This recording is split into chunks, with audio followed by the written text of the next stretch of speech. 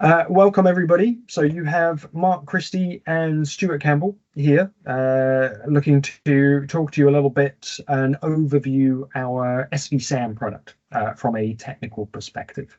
We're going to dig into a little bit of marketing fluff. I always like a bit of marketing fluff around StorMagic and who we are and where we play to a certain extent. But what I want to do is just to dig into some of the areas that are value add and add simplicity and add resiliency in these small clusters, as it were.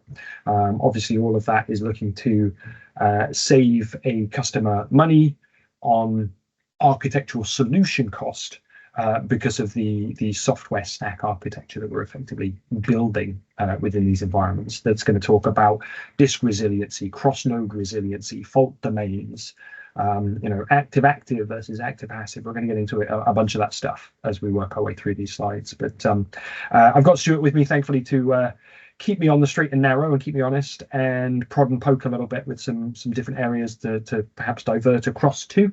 But it should be nice and casual and hopefully fairly interesting listening. So SvSAN, then, our software-defined storage solution, and StorMagic as a company then. So we are a software vendor. We don't sell any hardware at all, though our software can be bought through various different partners, resellers, distributors, and even soon to be, if not already, then hardware vendors themselves as an OEM solution as well. Now, we've been in the industry for a long time. We're 10 to 15-year-old company. I've been with us for that length of time, Lord help me. And again, where we know our fit, I guess, is what I'd like to try and state it as. We can absolutely play up in the data center and do play up in those environments. But where we, sadly enough, think is fun is the edge. And where I'm referencing that is it's all about then the software having to handle all sorts of, and we'll talk to some of them, weird and wonderful scenarios, from cluster down to NIC down to node failure to storage failure to go on, Stuart, you give me some of the ones that you must have heard. There's always some good fun ones out there. Yeah, from losing your internet connection, dropping a particular host from a firmware upgrade, or either power somebody in a data center reaching behind the cable and pulling off a cable. So various, scenarios, not meaning to take it down, but even plugging stuff into their rack, and when they did, they exceeded the power of the rack and shut everything down in the rack. So just various scenarios, and then how we manage the ability to come back up from a failed state like that. Yeah, good stuff.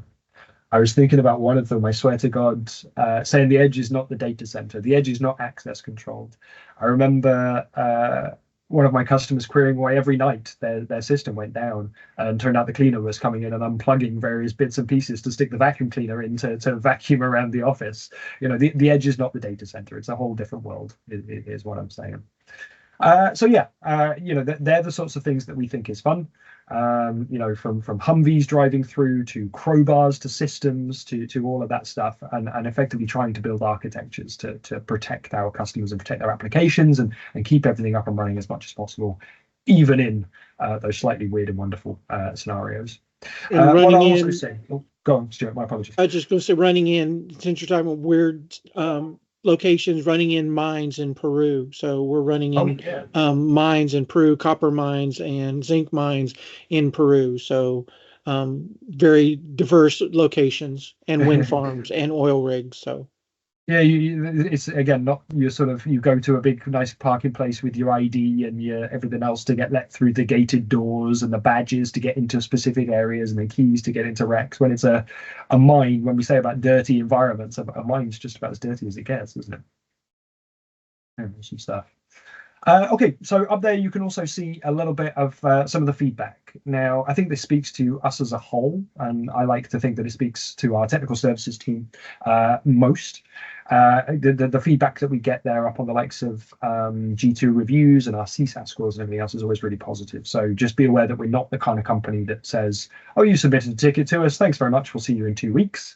You know, it is absolutely then you can get direct through to an engineer when you need to dig into these systems. And then speaking to engineering and QA and the quality of the technology that we've got out there, you know, we've got use cases of 6,500 locations, those environments at that scale.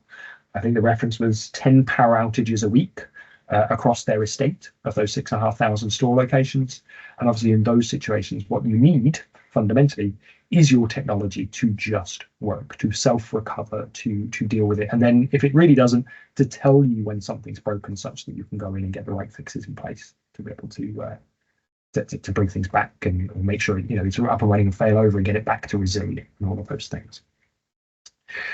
So this is just to go, you know, look, we're well recognized in the industry. We sort of get regular awards and all sorts of nice things there.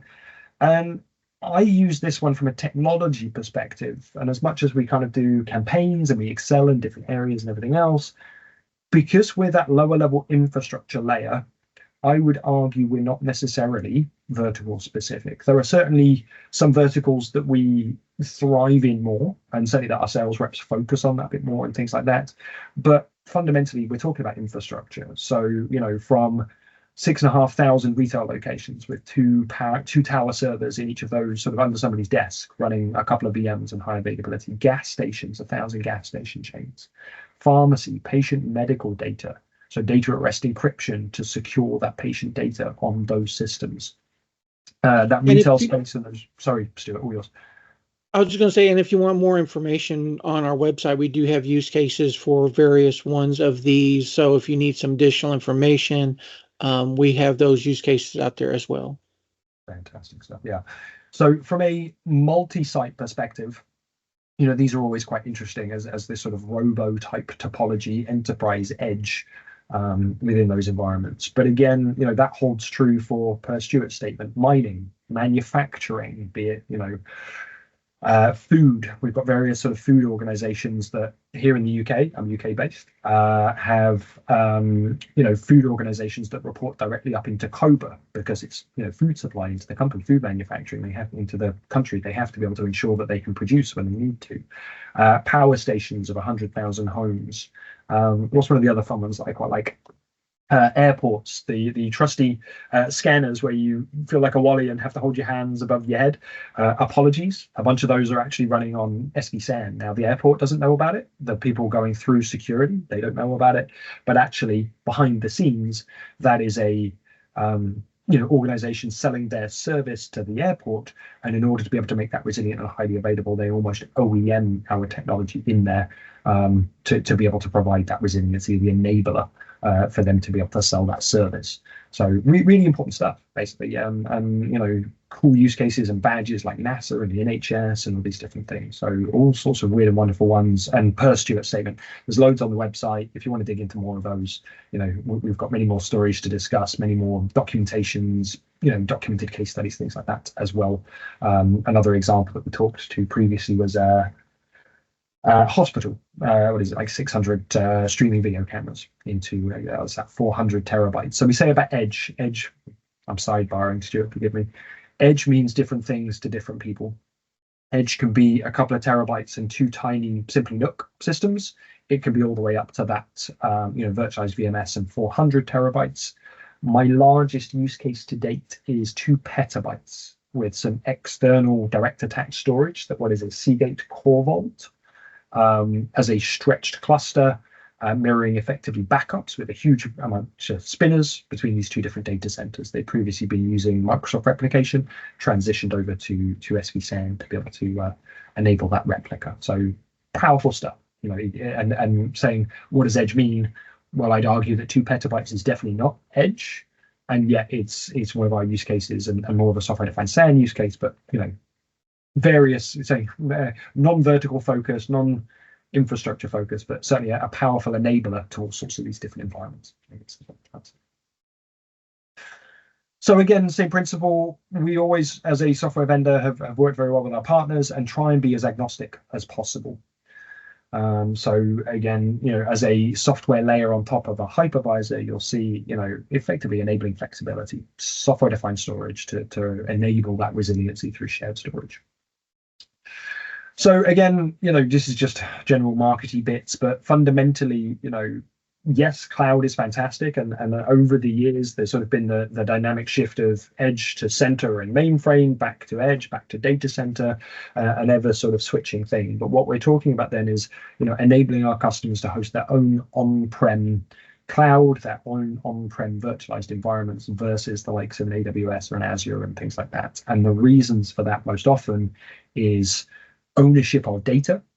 So compliance laws, things like that, latency and resiliency, and having it in-house and local to the customer or the user at the end of the day. So, being able to provide those same levels of functionality, resiliency, speed to deploy, and all of that good stuff that you get from your virtualization, but being able to do it in your own environment on your edge cluster for a fairly small footprint, as small as we can offer effectively when we get to the scale of 6,000, because of some of the pain points that we have on here. And this speaks to all of that. Data at the edge is growing, 40% of all storage at the edge, rah, rah, rah. My thing from a technology perspective is when we get to the scale of 1,000 environments, versus I've got one cluster of 32 nodes, as it were, as a data center VMware cluster. It's a completely different sort of architecture when 1,000 sites of 2 node or 3 node becomes a completely different thing. What you're more interested therein is any small amount of additional cost scales very quickly. So one additional disk, one additional network lead at the scale of 1,000 or 6,000 adds cost quite significantly. Add to that then the operational piece of supporting that hardware of a 1 hour versus a 4 hour versus a next business day response time on hardware and things like that.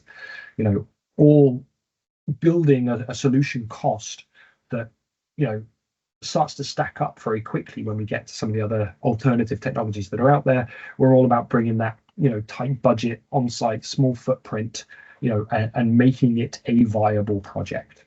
To give you a real world one there, 6,500 sites. I jokingly said as a POC thing, oh, you've got this extra NIC there. Could we cable that in? Even if it's direct connect between the two, we could use that as a live migrate network. To do that, 6,000 plus cables was an extra $100,000 or something similar at that point. Just a little cable, the additional cost at that scale. So again, it's a whole different world. So important stuff. And from a technology perspective, then being as lightweight on networking and quiet on networking as possible. When you're talking about 1,000 sites there, you can't be, when you're chatting over WAN connectivity and this many nodes and this many things, noisy on that network, because those networks are very slimline and lightweight, as it were. And they want to be using them for the things that are important, such as backups and restores and database backups and serving their websites and all those other things as well. So today we're mostly focused on SvSAN, but we're going to touch a little bit on KMS. We're going to have a separate video on KMS as well. But the two do go hand in hand to a certain extent. Okay, and context being, this thing has an encryption engine built into it. We'll talk about that in a minute. And such, to be able to do data at rest encryption via that encryption engine, it needs a KMS, a KMIP compliant KMS, to be able to give it an encryption key. So we'll talk about that in a bit more detail. You can use SvKMS. You can also use any other KMIP compliant KMS out there on the market as well. So this is how a SvSAN environment will typically look, start out, and we can talk about some different architectures as we work our way through this as well. But fundamentally, the bit that we're focused on here are the yellow pieces in this diagram, okay? So this SvSAN box is what I would describe as a storage controller virtual machine. To name drop some other technologies that are similar, what we're talking about is things like Nutanix, things like SimpliVity, a storage controller VM, a storage controller appliance. Think your RAID adapter running in a VM at the end of the day, or that's sort of roughly the concept. Storage controller VM. Now, the difference here versus ourselves and Nutanix or SimpliVity is what we are presenting up is iSCSI block storage, block-based storage, not file, not NFS. So the bit that we are missing is we don't have that sort of scalable shared file system that can spread over many nodes. Okay, I'd argue that adds value to them because it means that you just get a blob of storage that you can kind of throw things at, and they can do exciting things like dedupe and compression and bits like that. I would argue, in my world, at the edge, do you need those things when we're talking about 10 terabytes, 20 terabytes of data? The cost of a drive now versus the CPU overhead of doing dedupe, I'd argue it's not needed. Scale that to 1,000 times. Do you want to do that 1,000 and the complexity that that introduces and CPU overheads times 1,000 and monitoring it and checking it and how much dedupe's going on and what's my ratio and am I at risk of over consuming? You literally just want a set and forget dumb block storage solution. I'm biased, I'm selling it here, of SvSAN to sit out there and do a job. I want, in that scenario, the storage to be boring. I want it to be simple. I just want it to work. And that's what we're about. Does what it says on the tin, technology at the end of the day. Okay. So what we're talking about here is this storage controller VM sitting out there on top of a hypervisor, on top of a server. And we are very effectively then owning the internal or direct attached storage given through the hypervisor to that node to be able to then present up as iSCSI targets, as block data stores, as it were. Now, 99% of our use cases are then a synchronous mirror to another node. So what you are introducing is then storage resiliency on top of the compute high availability provided by the hypervisor. So what I'm talking about is shared storage without the need of an external SAN, VNXE, an MSA, an EqualLogic, an Electra, or whatever it might be. So at the edge, you don't want to be deploying additional hardware, additional space, additional resource, additional cost, additional OpEx for that external storage. Do it simply, do it in software. And I would argue as well that this is then more resilient because actually you've got two sets of the storage. Rather than just a single SAN, you've effectively collapsed it inside those servers. And you've then got this sort of synchronous mirror, two copies of that data to make it even more resilient than just a hardware SAN with internal RAID, for example. And we are hardware agnostic, and you can use a older box and a new box, legacy box, just as long as they're both supported by the same hypervisor. Or you can use multiple vendor boxes and also various hypervisors, VMware, KVM, Hyper-V, Proxmox. So you're stealing my thunder, Stuart. We've got more slides to come. Stuff it. Oh. All accurate statements, 100%. It's all about the flexibility of a topology and architecture, and being able to sort of cherry pick your hardware. What that looks like, be it Seagate Core Vault and spinners versus all flash versus everything else, to the use case, right size to the use case, as it were. But the fundamental here then, as you can see, what we're doing, we own that storage, we create this synchronous mirror, and what those hosts see is the same disk. Okay, so think of it as an active MPIO disk device, but it is a block disk of which the hypervisor then puts its file system on top of. So VMware, that's a VMFS, with the guest VMs as VMDKs. With Hyper-V and Windows Server failover clustering, that's a CSVFS. Within Proxmox, it's an LVM disk. So it's all about how it consumes that storage and how it leverages that storage at the end of the day. Now, obviously, what we're doing there is eliminate any single point of failure. Okay, so you've got resilient storage, you've perhaps got internal resiliency, you've got nodes duplicated, you've got your VMs on each. Everything there is able to tolerate a NIC, a storage, a node, or whatever else to build that resiliency. And the key enabler to that through this storage cluster is our witness. Now, most technologies out there will require 3 nodes to handle something called quorum. We're going to dig into that in a lot more detail shortly. Our clustering is what I would call the game changer, and it's all to do with that witness and how flexible and powerful that clustering and that witness is. So I'll talk to that in a lot more detail shortly. But we can see here then stretch clustering fully supported. Referencing another use case, I have a customer out there in Kuwait of all places, I think. Reservoirs, things like that, as another one. That what they do is effectively through some dark fiber or something similar, some 10 gig. The Kuwait financial customer is then 200 terabytes of NVMe in 2 servers. They've got a bunch of compute that log in as compute nodes and see that storage as well to run all their VMs. But that is about 10 kilometers, I think, with that dark fiber. And what they'll do on a yearly basis is effectively kill one data center, have that fail over to the other data center, and guarantee that they're still able to run and get back and live migrate back and everything else. So on a yearly basis with that stretch cluster, we're talking about a data center outage that they then get that resiliency across to that other node. It's all because of that SvSAN synchronous mirroring that they're doing with that 200 terabytes of NVMe. So not a small environment, not what I would call an edge environment, certainly powerful. And what I'm hoping what it does for you is to justify a use case there that goes, well, 2 terabyte or a 6 terabyte or a 12 terabyte down at the edge is just a no-brainer when they're running in those kind of environments as well. Management, we'll dig into in a bit more detail, but fundamentally we're tightly integrated into VMware vCenter. So you get that concept of a single pane of glass and centralized management. But just note that for those SMB use cases, vCenter can absolutely live on top of the cluster.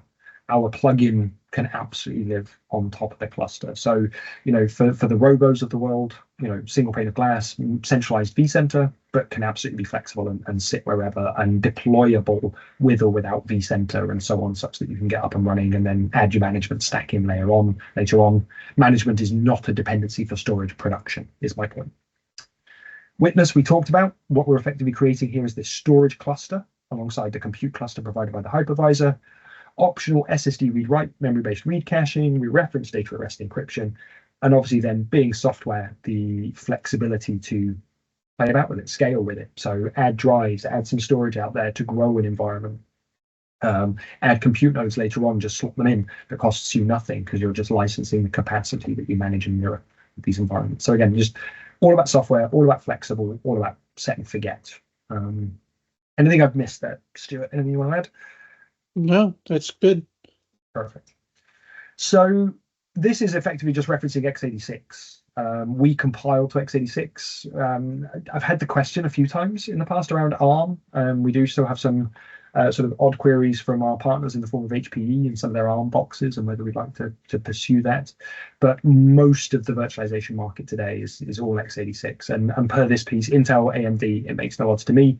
But obviously, with the core counts that you're getting, from the likes of AMD with the clock speeds and the performance, it boggles my mind slightly, showing the age a little bit, I think, in the industry. But the power that you can get in even as small as 2 servers is absolutely huge now. I mean, with 128 core single socket, make that a dual socket, 200 terabytes of NVMe in a 1U box with EDSF SSD. You can build up what I would describe as a whacking great big environment in as small as 2 servers. It's not necessarily the nodes that is the block to the size of the environment in the modern world because of density, I would propose. So this is all about then some of the stuff that we've been referencing about that flexibility piece. So, if you're a Dell R650, if you're an HPE, if you're a Lenovo, doesn't matter to me, whatever is your vendor, simply slot our virtualized storage on top of that hypervisor. And per the statements earlier, then, you want large capacity spinners for video storage. You want some all flash for some, VDI use case. Absolutely fine. And actually, even in the same environment and the same servers, you can build those systems. If I give a real world use case, one of my customers has, I think it's 200 terabytes of spinners and about 400 terabytes of flash in some Dell R750s. Again, I think that's video surveillance. So the recording machines are on the SSD, the video goes out onto the spinners. And to give them that capacity tier within the same chassis, within the same servers. So really powerful stuff. Just effectively size the box, size it to the use case, and it can be really small. Per my statements earlier about some Simply NUC or some HP microservers or something similar, all the way up to something much beefier. And Stuart kindly referenced then VMware, Hyper-V, KVM, Proxmox, things like that. I do have those odd queries occasionally around the things of Red Hat, OpenStack, OpenShift, bits like that. We don't see much of it at the edge today, but it is something that we're hearing that a little bit more about. I'd suggest our main focus is VMware, Hyper-V, and Proxmox to come with SvSAN. And I'm just going to name drop it for the later decks. We absolutely then have our own hyper-converged stack in the form of SvHCI that we're going to be talking about as a complete alternative solution stack to those offerings as well. So referencing about architecture then. Now, with SvSAN running as a VM, you're always going to need some form of a virtualization layer underneath. Okay. Now that can be, as we discussed, sort of two-node hyperconverged. So think a couple of 1U boxes or some tower systems, or Apollo Electra, big beefy systems with a bunch of large capacity spinners. You can build your hyperconverged environment very quickly and do that as the two nodes on-prem, or do that as stretched for a school or for something similar. The only thing to bear in mind with the stretch is if you stretch the two nodes, you want the witness sitting elsewhere. You have to stretch the witness as well. The witness cannot live within one of those data centers if you're looking to be able to protect against the data center outage. We also then see this sort of hybrid converged type thing. Reference here, I suppose, was that Q8 Financial customer. They do this one.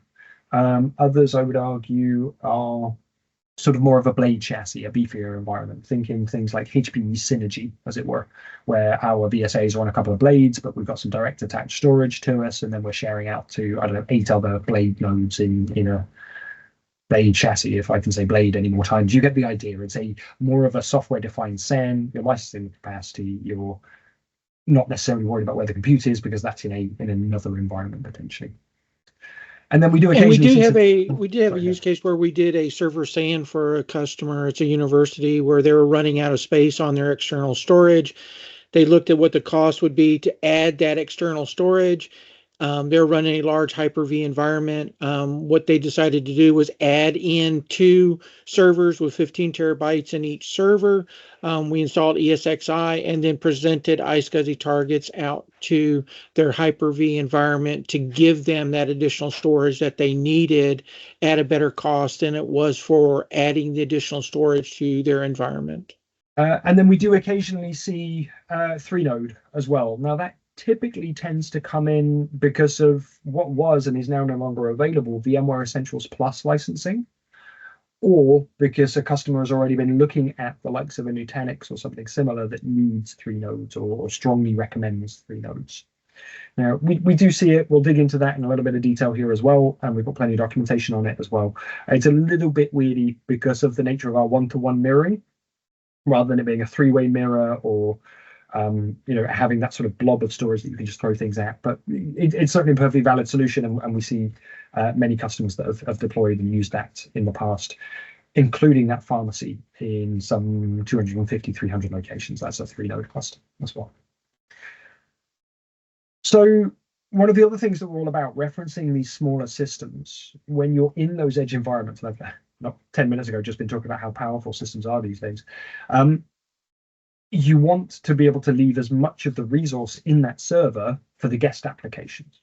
My reference there is they're what's important, not us. We should just be sitting there quietly in the background, doing our thing, providing the storage, serving the IO, low latency, fast response times, everything else. Okay. And to that effect, then, it's simply 1 vCPU and 1 gig of RAM for us to be able to do our job. And we'll show you that in reality on some systems in just a second. It's all about then minimal overhead, minimal footprint. Guest VMs are what's important, so we can run on small systems. And we can see there then some of the witness stats referencing that sort of clustering and quorum logic and everything else.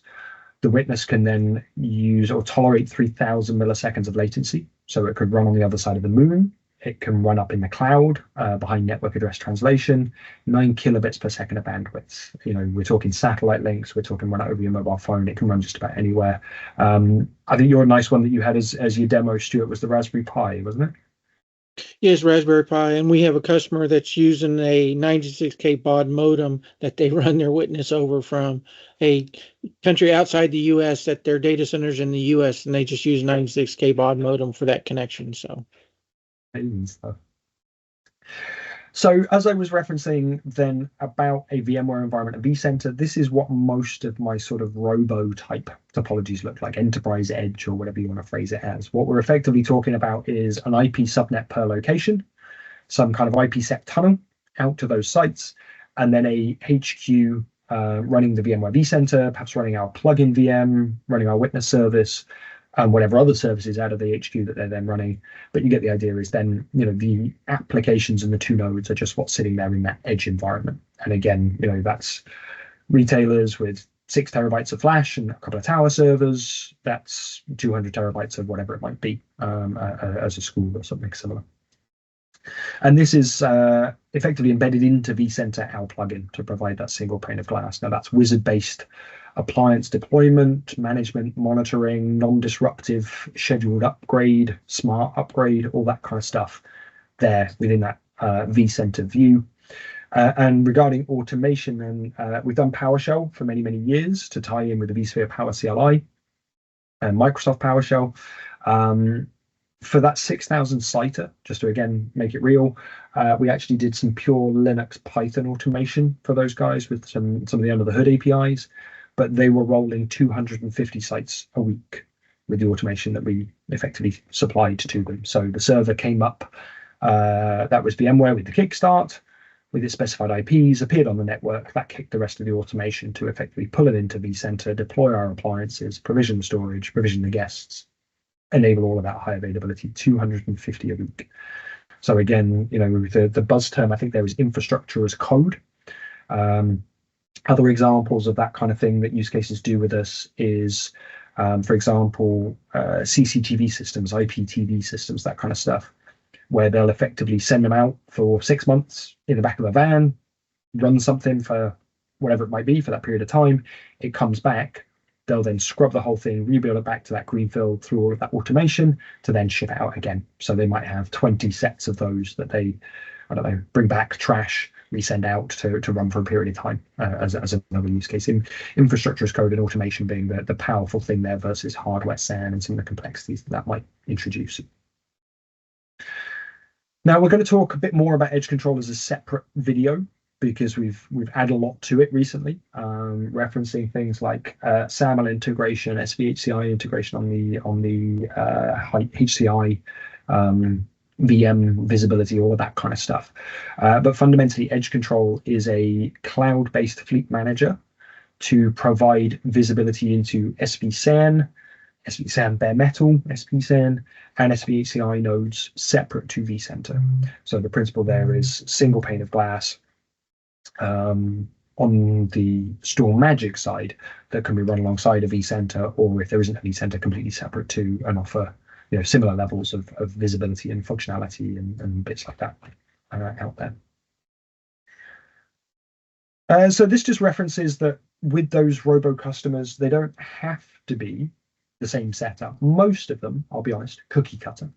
And it looks exactly the same, bar some IP changes in every one of those environments, just because supportability.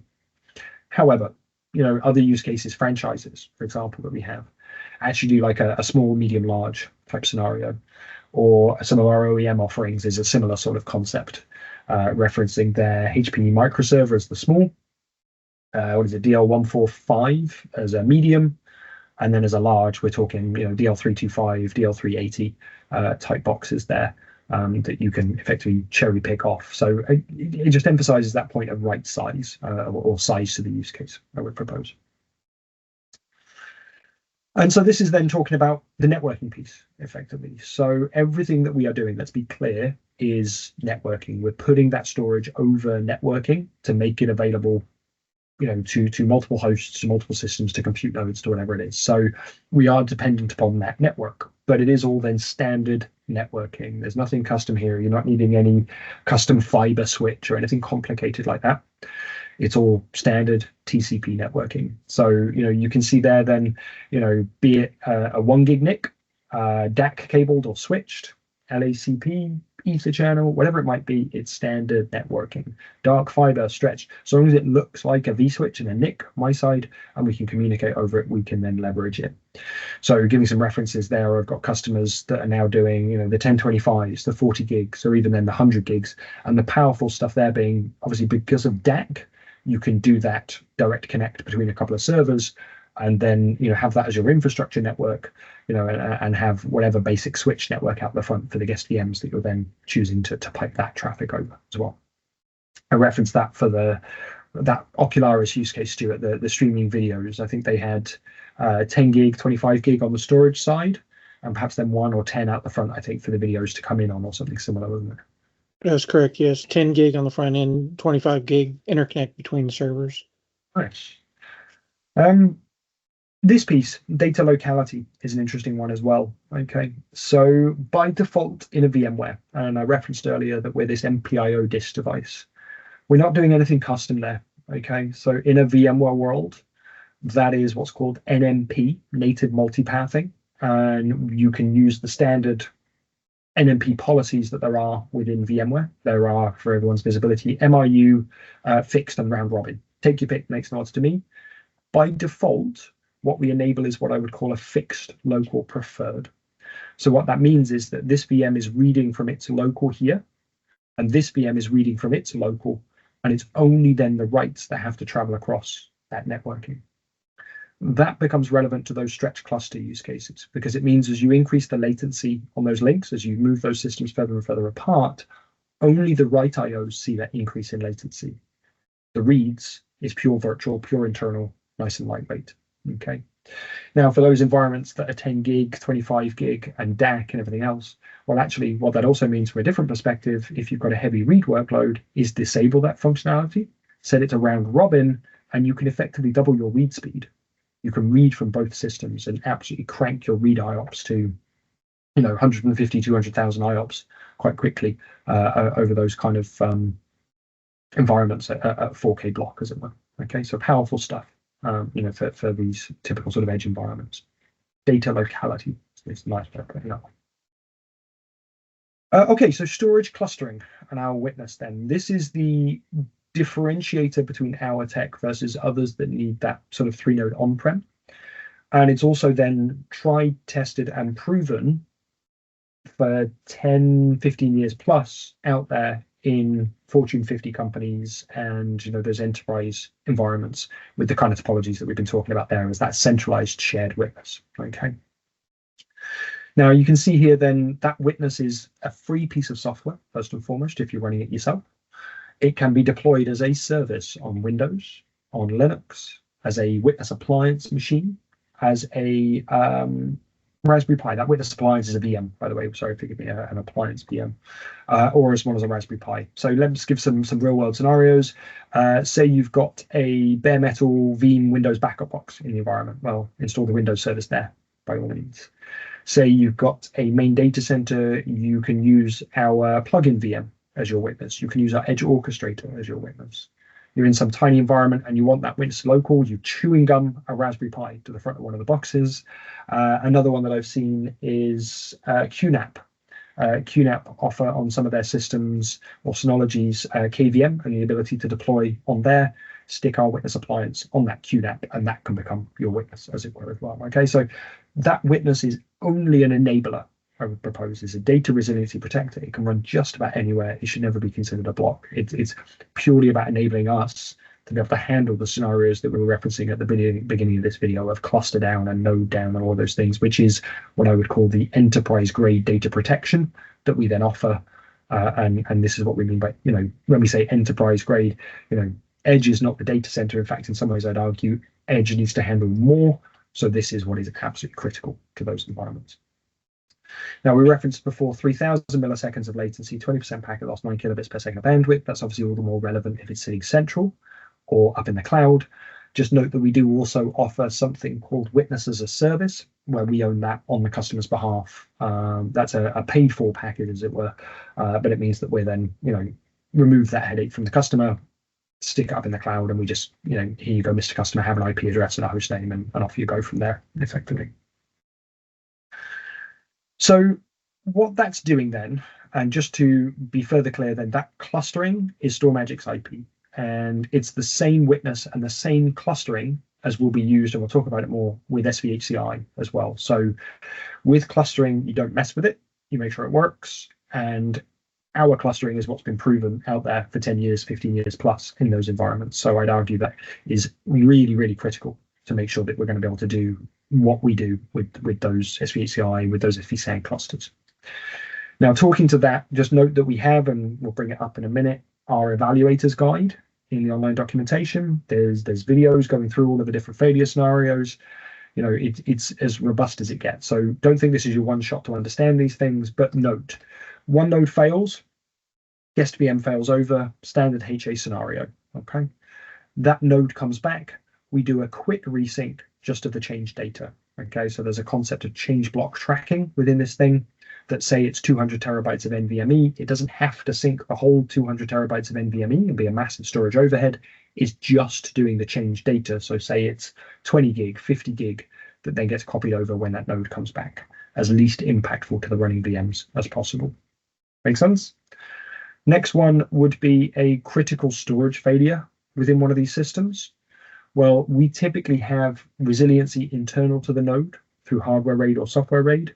But say you have a double drive failure or a controller failure, this guy marks that node as storage failed, IO proxies across to the other side in the mirror.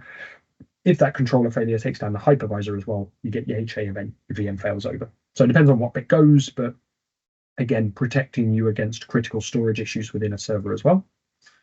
In this scenario, you failed over to your surviving node, everything's good. Say you're waiting on a break fix of a week from your hardware vendor. God love there was a supply chain issues post-COVID, to give a real world example, or just the fact that actually that cluster's sitting out there on an oil rig and it takes a helicopter flight to get a part out there to replace something. Well, actually, you want to be able to rely on this continuing to run on that single node while this guy gets fixed. And me personally, as the sysadmin, I don't want to be there, not sleeping, going, okay, if my WAN has an outage, this guy's going to go down, when I've just been telling you how bad and how poor that WAN link can be as connectivity to the witness. One of the key differentiators to our clustering is that with a node failed, what will have actually happened is this guy says, hey, I've lost connectivity to him. Have you lost connectivity to him? Yes, I have. Right, I assume leadership. So we're active, but there's a concept of leadership under the hood. That's the bit that takes this 3 seconds. Once that has happened, as long as I've got the right deck here, no, I don't, typically, if that witness goes away and that witness fails, I am down to that single node and my WAN has a blip for 20 minutes, for half an hour, makes no odds whatsoever. This node will continue to run undisrupted, despite, as far as it's concerned, the other 2 nodes being unavailable. Right, let me emphasize that. That is different to the quorum logic of most other vendors. Most other vendors with standard open source clustering or anything else that they use is a 2n+1 is the typical, i.e. one node failed, you're fine. Second node failed, doesn't matter which node, you're offline because you don't know if the other 2 are actually gone or you're isolated, so you fell safe. Okay. With SvSAN, if you go node, then witness, we will continue to operate and serve that data. That's the reason that we can centralize and share and run that witness over the WAN for those mining organizations that Stuart is referencing down there in Peru. That's the magic behind what we do with our clustering. Now, just to emphasize that, though, if your witness is down, bearing in mind each of these nodes will be screaming at you saying, hey, I've lost connectivity to the witness, then you experience a node outage.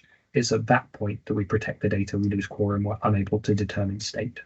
So again, all of this, and again, they're all documented in the manual, speaks to the resiliency that you can introduce through these systems, the flexibility and the flexibility in the architecture that you choose. So if you want your witness local, put your witness local. If you want it remote, if you want it in a guest channel and a switch, the resiliency of those failure scenarios is all really, really powerful stuff to be able to justify me here saying that we are an edge solution at the end of the day. Anything you want to add there, Stuart? No, that's good. The other one that I just referenced is a cluster down. Okay. As an example, one of my gas station customers, about 1,000 gas stations across the US. Hurricane rolls through. Well, those systems are up and down like a yo-yo. We're not necessarily talking UPS protected, or say you've got 6,000 sites.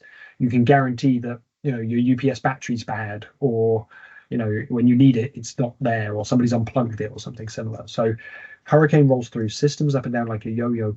It's this quorum protection that is going to ensure that that data is good. And we then ensure that this environment will self-recover from that cluster down without manual intervention. Okay, to make that real, environment loses power, comes up per the BIOS settings, hypervisor starts, our appliance starts, and what we do within a VMware, and we'll show this in a minute, is through the SOAP API, rescan the host, trigger a rescan to the host, log into the storage, guest VMs come up automatically. So good data, no matter ups and downs and nodes and who knows what else, and then self-recovery of a cluster, even in the event of a cluster down scenario. Okay, there are a lot of technologies out there. that can do all sorts of different things, but as soon as you get cluster down, actually you need to prod, poke, stroke, do something to be able to bring it back and sort of recover that environment, as it were. So again, all of those things speaking to the justification of why I believe that we are a good edge solution. So this is just to show some example configs. We can see there, hypervisor and our VM there on a disk here. These are some edge line systems from HPE. And what we're doing here, referencing about that internal node resiliency, we can do software RAID 0, 1, or 10 from the appliance. So these guys PCI direct path them into the appliance if you choose to, RDN, I don't care, it's a disk. We then make them resilient within the node through that software RAID 1, and then cross-node resilient through that mirroring, okay? If you don't want the resiliency and you just want the cross-node resiliency, fault domains, then by all means pick a RAID 0 stripe over the top or whatever you want to do. Makes no odds to me. Or with hardware RAID, obviously you get then the benefits of parity. So 5, 6, 60, 50 hardware RAID at the end of the day. So again, cherry pick, choose your use case. And to give another example here, in a 1U system with some large form factor drives, what we're looking at there. So a hybrid perhaps of cache sitting in front of some spinners to be able to provide then a nice performant environment, with a high capacity in some 1U systems, 50 terabytes out of a couple of 1U systems very quickly. So referencing 3-node, with a single node failure, okay, we're effectively then a one-to-one mirror. So if I give an example of I've got 10 terabytes in each of these servers, okay, I would need a 12 terabyte capacity SvSAN license for each of those systems. I'd buy 3 12 terabyte licenses. Where our licensing capacity goes 2, 6, 12, 24, 48 unlimited terabytes. And it's obviously an up to a capacity bracket. So if you're 4 terabytes, you need a 6 terabyte. If you're 6 terabyte, you need a 6 terabyte. That's simple. So if I've got 10 in each server, just to give a round number, that's a 12 terabyte appliance license. What you would get is a 5 terabyte mirror, a 5 terabyte mirror, and a 5 terabyte mirror. That's because of the block nature of our mirroring. We'll talk to how that's different in SVHCI and why I'm really excited about it as we get into that. But what we do is go, here you go, hypervisor, have a blob of storage. They put a VMFS on there, and those VMs live in VMDKs or VHDs on that file system, as it were. Now, one node failed, that's absolutely fine. And you could do that as a 3 independent data stores that you spread your VMs over, or you can put what's called a VMFS extent or spread that file system over those 3 mirrored disks. We have also, just as an FYI, done some stuff for that pharmacy customer, whereby if one node fails, we've got some automation that will resilver that to spare capacity in the server and change to the witness, okay, to go from a 3-node to a 2-node, such that you can then tolerate another node failed, as it were. Now, they've been running that for 5+ years. I think actually with their next refresh, the amount of failures and things like that they've seen with the robustness of SvSAN, actually they're just going to go down to either a standard 3-node without that double node failure protection, or even a 2-node scenario. But we'll see how that goes with that next refresh. And then, referencing 4-node, it's effectively pairs of storage clusters, as it were. So obviously they can be hyperconverged as well, but this could be then, 4 terabytes of flash and 500 terabytes of spinners or something similar, and just share that storage out over the wire, one-to-one block mirrors at the end of the day. So referencing about caching, this is an optional feature add, as it were. We recommend then, as you can see there, about 10% of backing store capacity as cache. So if you've got 20 terabytes, 2 terabytes of cache. The other metric we tend to work to is about 10%, 10% is a day's worth of IO change, okay? Now, that's obviously fairly difficult to get. It's all workload dependent. What we do for everyone's visibility is 100% write hit to that cache. We sequentialize that data and flush it to the backing store. What we're also doing is pulling up hot data into SSD and optionally up into memory to serve read requests from as well.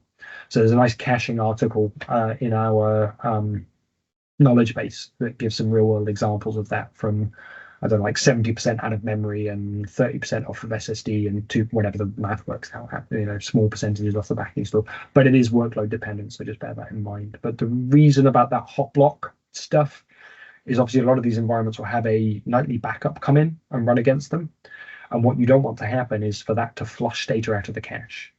The hot block stuff is obviously, your frequent reads throughout the day should be being hit way more than one nightly backup, such that that data persists in cache and you get that read hit rate, basically.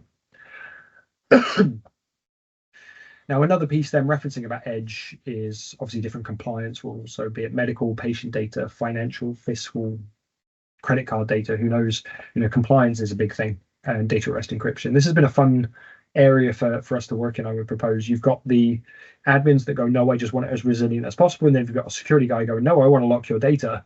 And the two of them there as different groups within an organization going, no, I don't want to be woken up at 3 a.m. But the principle being, what you have is a key management server, a KMS. As I said earlier, we offer our own SVKMS solution that will provide keys through a certificate exchange trust relationship to the appliances. The encryption key is held in volatile memory in our appliance.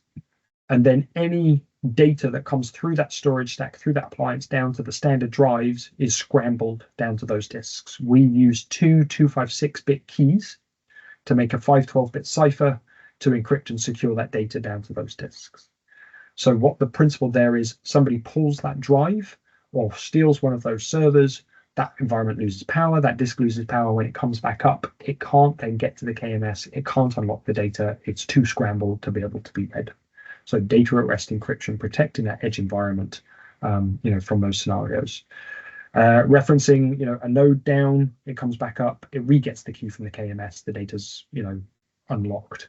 And because you've got this sort of mirror setup, what would happen is effectively this guy is online here, degraded, remote locked, as it were. When this guy comes back, it's all fully unlocked and resilient again once it's got that key and unlocks the data and is able to decrypt that data and come online fully, as it were. So powerful stuff, flexible to the KMS, and a volume-based data at rest encryption such that nothing's going to get missed. So anything on that shared storage, is going to be encrypted and secure. So you're not worried about per file or in file or per VM or anything like that. If it's on that shared storage, it's secure. That's the key point there. And we have the options for either on-prem solutions or cloud solution for our KMS. Good statement. Yeah, well done. I like that. So with KMS, the recommended scenario is to put that KMS off the cluster, because obviously, they steal the server, maybe they get the KMS and the node as well. Now, for some small environment, maybe they don't have somewhere else to run the KMS. That's exactly where that cloud offering comes in. So rather than having to have a separate box to host and run the key management server and stick it in a separate locked room or something similar, what we do is then offer our own key management as a service, multi-tenanted business ID effectively, that then, it's that same functionality, that same trust relationship that gets configured. And through things like IP whitelisting, you guarantee that, say the box comes up somewhere else, even with internet connectivity, well, actually you've come up on a different IP. Sorry, see you later. Not only have I rescinded your access to that key because I knew that box was stolen, but actually it's come up, it won't be able to auto get it because it's coming up on a different IP address as well. Reference that. So powerful stuff from an enabler of that encryption in those different environments.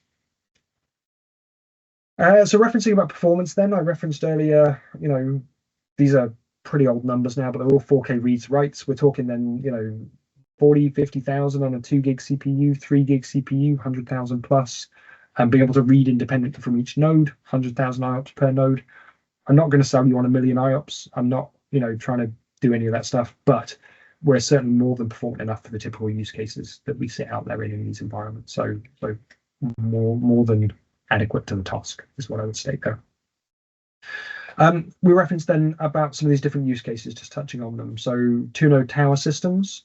Actually, it's a mixed estate of different Lenovo servers, because 12,000 plus servers, I don't think they're all the same, or I know they're not all the same. Less than 10 VMs. At one stage, they were doing fault-tolerant protection on some of those guests as well. But it's small 2-node clusters, tower systems, flash-based SSD in each of those systems.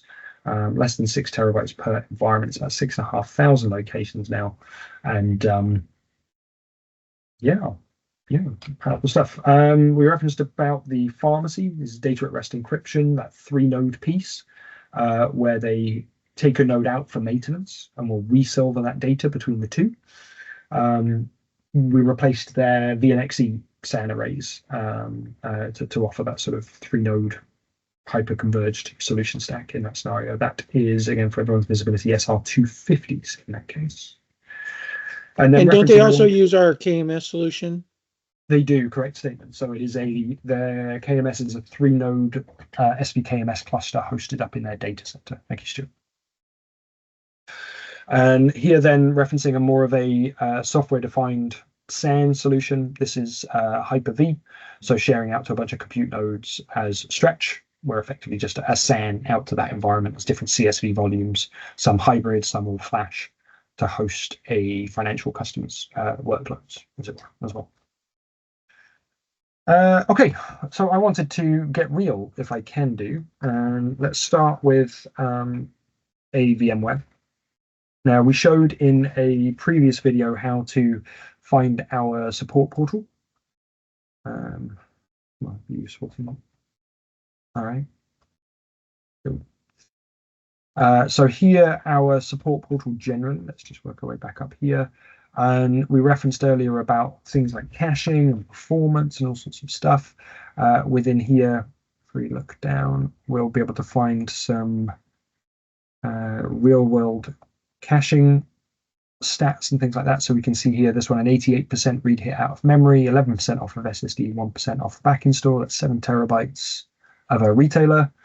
We've got another one here of a school and different things as well. So, you know, there's a wealth of knowledge there in that portal.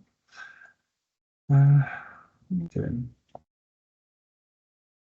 Here we go.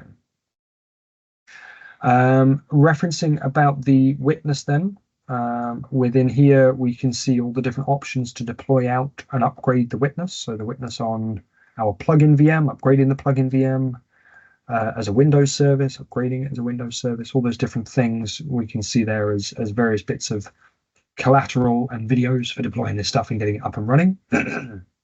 But to show a sort of example robo setup on VMware then, we can see here then on the data center, zoom in there a little bit, we can see our plugin, okay? Now, within this environment, I've got that sort of scenario of I've got a separate data center virtualized environment. If I just come over here, ESA, we'll see that I have my vCenter sitting elsewhere off those clusters. Edge VCSA, that's my VCSA VM. We can also see then Edge plugin. So what we offer is a remote plugin virtual machine that typically lives alongside that vCenter. Those two, it's effectively an OVA to deploy that guy, and you run a little script to integrate the two together, certificate exchange. This is effectively acting as a web server such that this guy can chat to him and pull the plugin, and the plugin then appears here. You can see that just as an FYI. If we come to administration, client plugins, StorMagic web plugin, remote, it's all fully VMware certified. And if you left click on this thing, you can see the host name that it's then pulling that from. That is DNS dependent. It's going to need to be able to resolve that host name. VMware likes DNS when it comes to these things. So vCenter pinging plugin VM, make sure the plugin can ping the vCenter, etc., etc. So you can see there that plugin in action.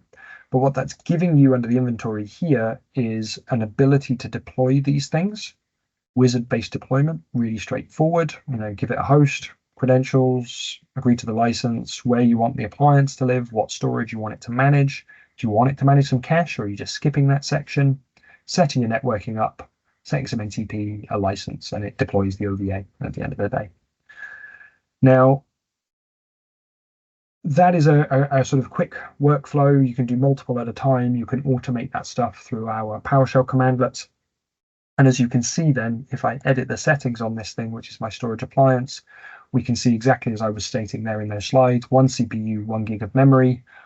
SvSAN today is a 512 meg boot disk. It's a dual boot 256 meg RAM disk, and then a 20 gig journal. So this is where our change block tracking happens and some persistent storage is scrapped. So it's a immutable boot disk, read-only file system for that boot storage.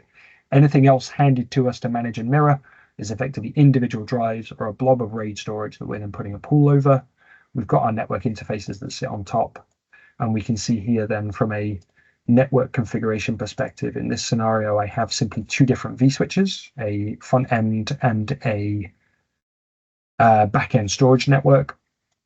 Once again, referencing our knowledge base, VMware network examples.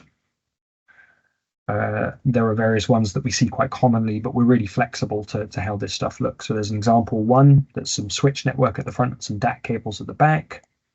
I'm effectively doing 2x10 gig switch. Well, that's a vSwitch. 2x vSwitch. I'm doing that, I propose, or something similar to that one. But each of these then giving you a nice sort of logical diagram and screenshots of how that looks in VMware and everything else as well. Okay, so we are effectively just attaching to a port group. You can see my storage appliance there, and then there's a VM kernel adapter to allow ESXi to log in and see that storage on that storage network. So port group and VMK on those interfaces. Obviously, if you're a software-defined SAN and you don't want to loop back that storage, you don't need the VMK here. Your other hosts are just logging in with that VMK into the appliances over those flags, as it were, over those interfaces. So here we can then see, if I look at my storage devices, each of these systems will have, and forgive me, we can see that these are nested systems, a local bit of boot storage. Think of this like your BOS adapters, your NS204s. I've then got my unconsumed SAN storage, and I'm then presenting up that unconsumed by VMware that's RDM to the appliance, the shared data store that we're then presenting up. Okay, so we can see if I select that StorMagic SvSAN disk, paths to each side, and it's effectively a case of I power off one of those nodes, one path goes away, MPIO path failover to the other side in the mirror. That's straightforward. MPIO, it sees the same storage volume, essentially. Guest VMs just go on that shared data store, protected and resilient by SvSAN. So it's as close to an external SAN, but done in software, done through storage controller virtual machines as it's possible to get at the end of the day. So within this plugin view, what we can also see, if I come to my manage VSAs, it is logically separated based on a data center.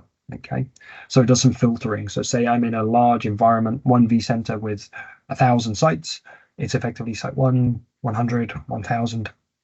And rather than having to gather everything, say about noise on the network, it's architected to then, just give you the information that you're looking for from that individual location. We can obviously see then under our managed storage, sort of some storage data about that nodes, about that cluster. We can also, under our actions, do some different tasks around growing of those volumes if we give us additional storage, migrating them around. We can live migrate volumes around, mount them off to external compute, extend them, destroy them, do whatever we're doing. So it's effectively then standard VMware, VMs protected by HA, and we can kill one of those nodes, and as I say, that HA event failing over those VMs to the surviving box.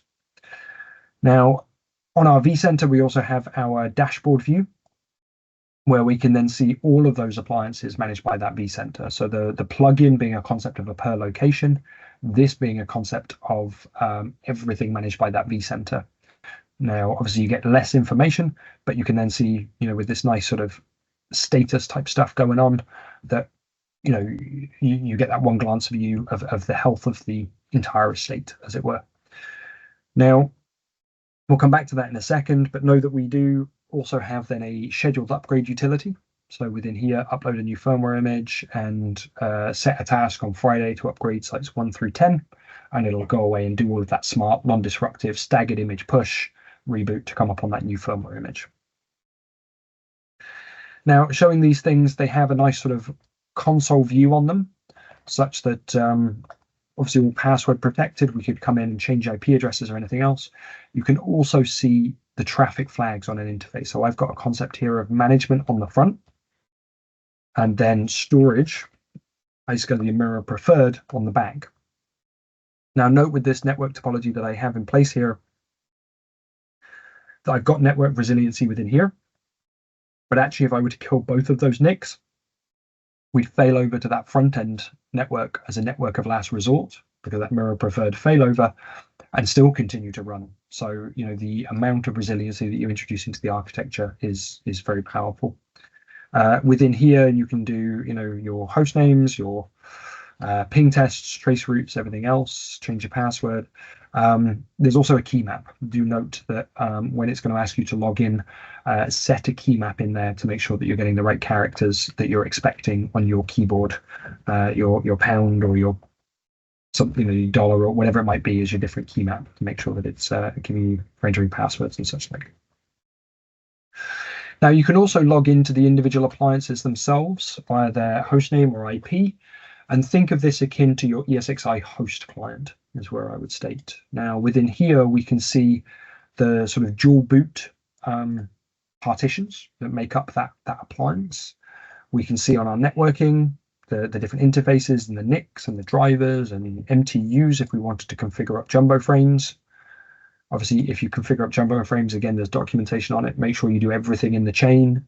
We can see with the ping test that it'll jump that up, or it will automatically jump that up if you select the interface and the interface is set to jumbo frames. 792, for example, and that would help, wouldn't it?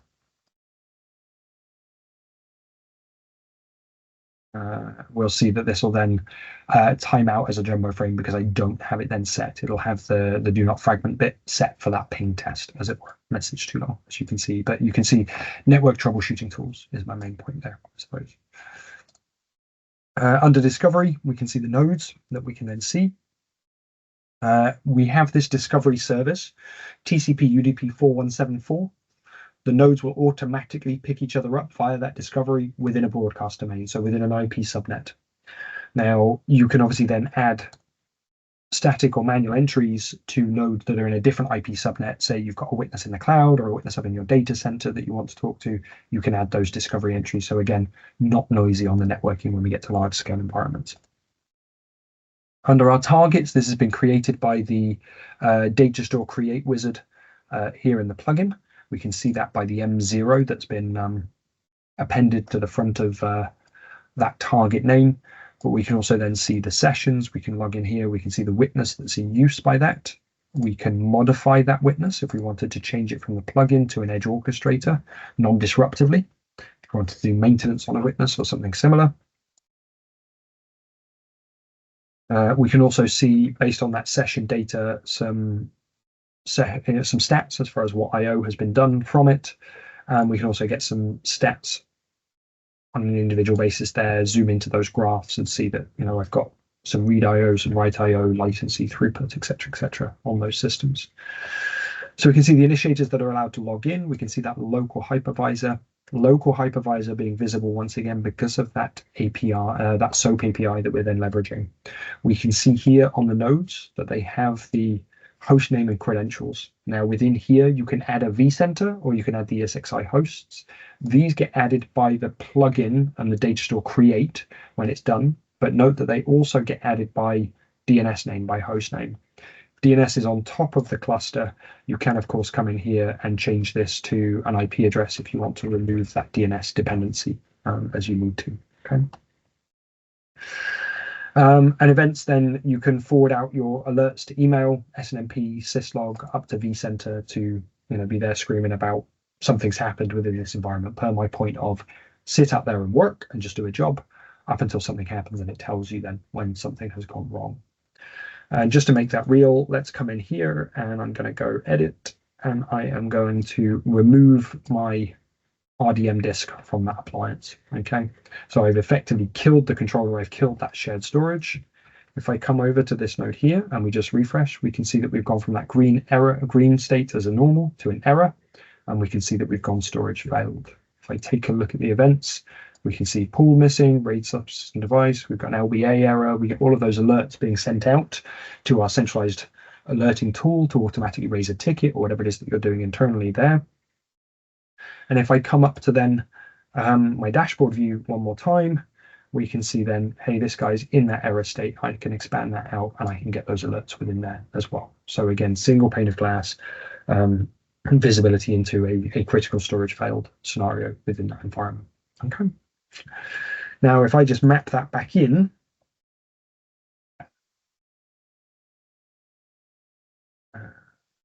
local, because it's the symbolic link.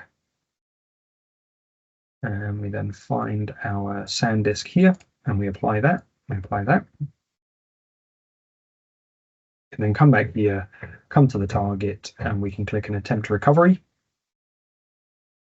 And that will then start that resynchronization to that storage that's then come back. Now you'll note that that is a full copy after a storage failed, because then we can't trust the data underneath it. So we'll do a quick resync on a standard up and down, but after something like that as a critical storage issue, it's then a full copy of the data to guarantee all that data integrity between those systems, between those two nodes.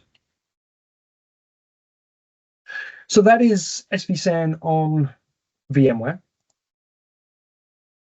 And what I will then show next is a quick overview of an SvSAN on Hyper-V. Now, what I have is fundamentally a very similar topology to what I had on VMware. If I come to my disk management, I can see some offline disks here. These are my SAN disks. So per that piece about an RDM, not consumed by the hypervisor, offline, the Hyper-V terminology is a pass-through disk. Within Hyper-V, we can see that same storage controller VM, that VSA, sitting on the box.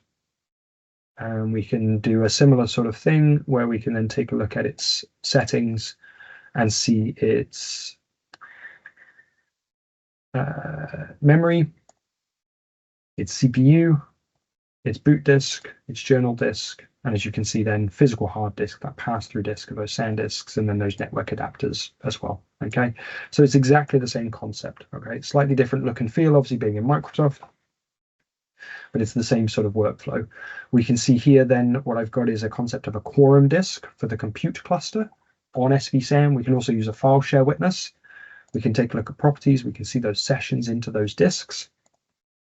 We can ensure that obviously MPIO for iSCSI is all there flagged and enabled such that it's seeing those disks correctly.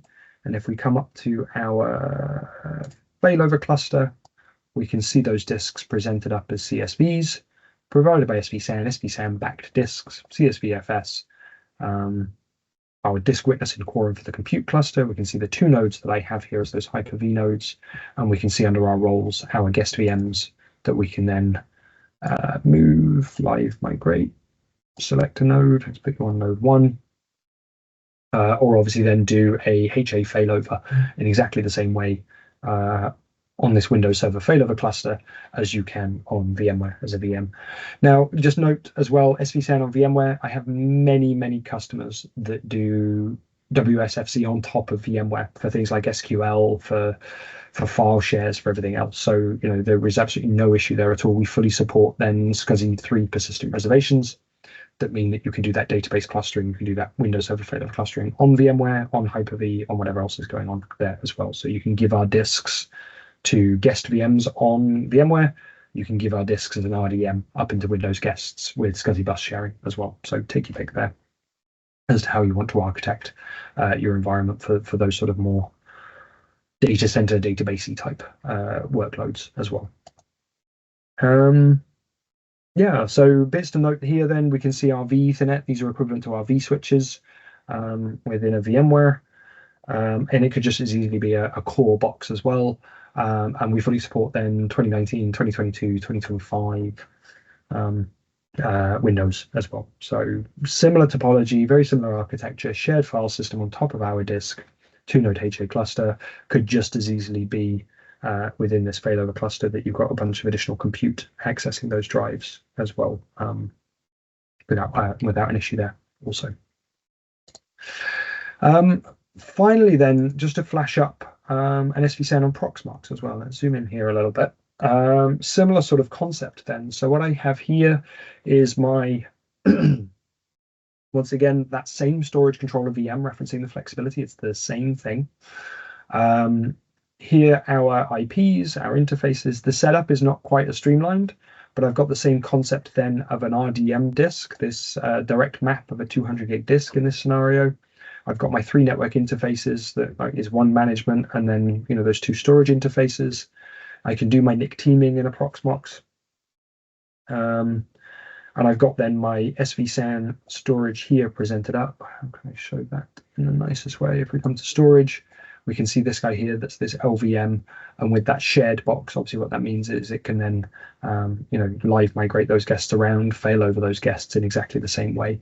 So it's our disk as a blob of storage, a single blob of storage, and then the guest VM sitting on that LVM as QCals to be able to, as we can see then, live migrate around, fail over between them in exactly the same way. So I guess my fundamental statement there as a takeaway is SvSAN is a fantastic software-defined storage solution for VMware, for Hyper-V, for Proxmox, for these 2-node, 3-node edge high availability environments. We're a storage controller VM that can easily be set up and running no matter what your sort of virtualized infrastructure looks like, to be able to enable that high availability.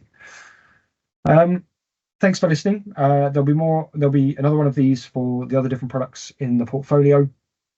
And the follow-on there will be a final video where we then dig into that support portal a bit more, push you down that route of that trial, and getting yourself up and running on some systems there to get hands-on with something and get that muscle memory of playing with the technology. Thanks so much for listening to me. Really appreciate it. And we're always here to help: pre-sales app, support app, sales app, stormagic.com, and any follow-up questions, say the word, and happy to help. Thanks so much. Take care. Bye-bye.